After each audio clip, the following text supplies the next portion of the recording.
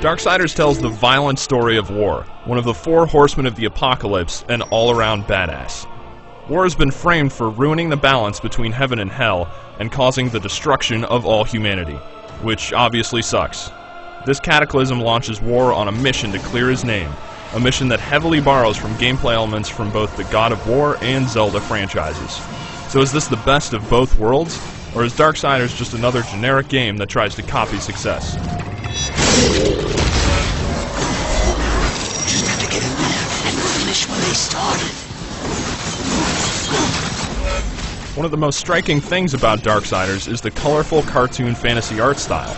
The bosses and stages have an impressive look and scale, and the animations are especially fluid.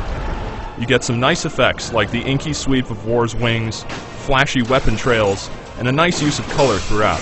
Unfortunately, there are some screen tearing and frame rate problems, but it shouldn't be enough to ruin your experience. More of an issue for me was the way the world is put together. Each of the zones do have a distinctive style to them, but they feel vacant and disconnected.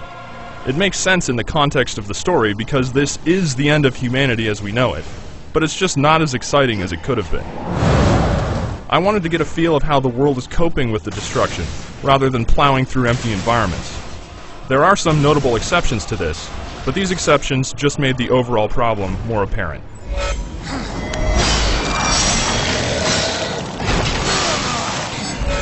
Combat takes a lot of cues from games like God of War. You string together attacks and learn new moves as you progress through. You don't need any superhuman reflexes to pull off combos, because the command input is slow and forgiving. Don't expect anything as complex as Devil May Cry. However, this is perfectly fine because combat is still entertaining.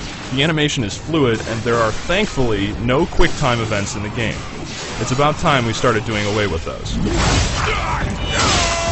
The game is also overflowing with Zelda-type challenges. War will come across puzzle dungeons which contain new items that will eventually lead to a boss fight.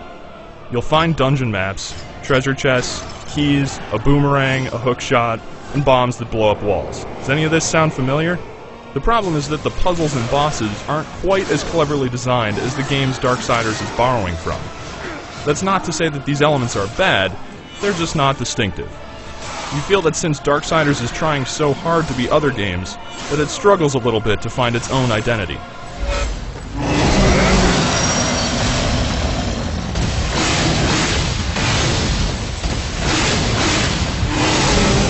Okay, so Darksiders does take a lot of ideas from other games, but it does so from some of the best.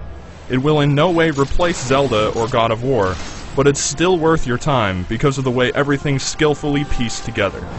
It has a cool visual style and is a lot of fun to play. Just don't expect it to reinvent the wheel. If nothing else, you at least get to beat up demons as one of the horsemen of the apocalypse. For the full written review, check out IGN.com.